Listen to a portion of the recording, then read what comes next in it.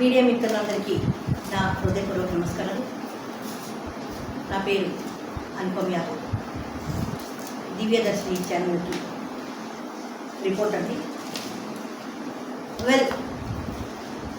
ఈ మధ్యకాలంలో రిపోర్టర్స్ మీద చాలా దాడులు జరుగుతున్నాయి. నిన్నకంటే మొన్న చిత్తూరులో ఆంధ్రజ్యోతి పేపర్ రిపోర్టర్ మార్నింగ్ వాక్కి వెళ్తే ఇద్దరు ముగ్గురు దుండుగులు వచ్చి హఠాత్తుగా పరిగెట్టించి అతి దారుణంగా కిరాతకంగా మర్డర్ చేయడం జరిగింది. అంటే యాజ్ ఏ జర్నలిస్ట్గా నేను ఒకటే ప్రశ్నిస్తున్నాను, అదేమిటంటే నిజాలు నిర్భయంగా వేయకూడదా? నిజాలు నిర్భయంగా వేస్తే ప్రజలకు ఎందుకు అంత ప్రాబ్లం వస్తుంది? అంటే ఎప్పుడు మీరిచ్చిన ఎంగులు మెతుకులు తీసుకొని మీ చెప్పిన మాట విని మీరెవరో తప్పులు చేస్తే ఆ తప్పులు చేసి చేయలేనట్టు చూసి చూడలేనట్టు వదిలేయమంటారా? అలాంటప్పుడు మా మీడియా మీకెందుకు? ప్రతి పొలిటీషియన్కి, ప్రతి బిజినెస్ మ్యాన్కి, ప్రతి చిన్న నుంచి పెద్ద వరకు మీడియా లేనిది మీ బయటకు రాలేదు. మీడియా లేనిది మీ పబ్లిసిటీ లేదు.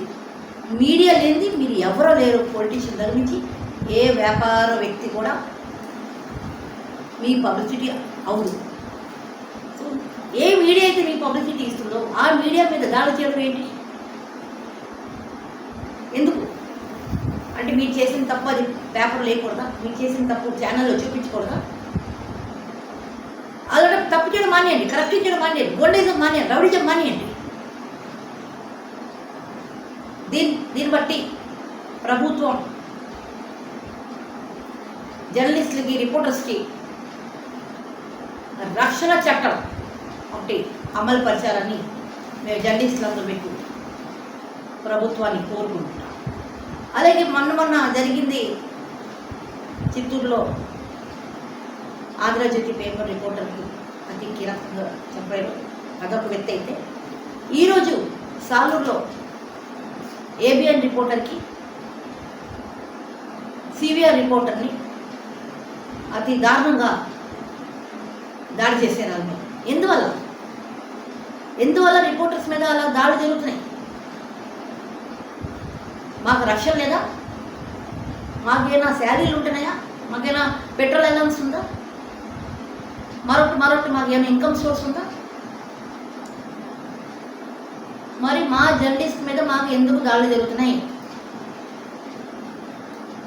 మేము ఒక్కసారి బ్యాన్ చేసామంటే మీడియా అందరూ కలిసి, చిన్న చిట్టగా పెద్ద మీడియా అందరూ కలిసి బ్యాన్ చేసామనుకోండి, అప్పుడు మీకు అర్థమవుతుంది వాట్ ఈజ్ మీడియా పవర్. అప్పుడు మీకు అర్థమవుతుంది వాట్ ఈజ్ మీడియా పబ్లిసిటీ. దయచేసి మీ అందరూ జోడించి చెప్తున్నాం, మీడియా వాళ్ళ మీద దాడి చేయకండి. వాళ్ళ పని వాళ్ళు చేసుకోనియండి, మా పని మాకు చేసుకోనియండి. లేకపోతే మీరు తప్పులు చేయడం మానేయండి. మీరు ఎప్పుడైతే కరెక్ట్గా ఉంటారో మీడియా మీకు లేదు. అలానే నిజాలను నిర్భయం వేయకూడదు అనమాట. మీరు ఏం చెప్తే తినాలి. అది మీడియా పరిస్థితి. ఈరోజు మీడియా పరిస్థితి అంత దారుణంగా తయారైంది కేవలం మీ వల్ల. ఎవరైతే మీడియాని తిరస్కరిస్తున్నారో, తిడుతున్నారో, ఎవరైతే మీడియాల మీద దాడి చేస్తున్నారో వాళ్ళ మాట వినాలన్నమాట. మీడియాకి ఓవర్ డెసిషన్ లేవా? సో నేను మళ్ళా మీ అందరికీ ఒకటే కోరుతున్నా, మీడియా మీద దాడులు తగ్గించండి. ఏ రోజైతే మీడియా మొత్తం ఆగిపోతుందో అప్పుడు మీకు అర్థమవుతుంది మీడియా పవర్ అంటే ఏంటో.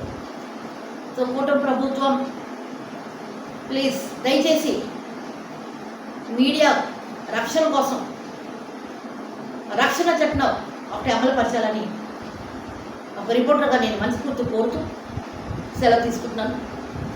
నేను మీ Anupama Yadav. Thank you so much.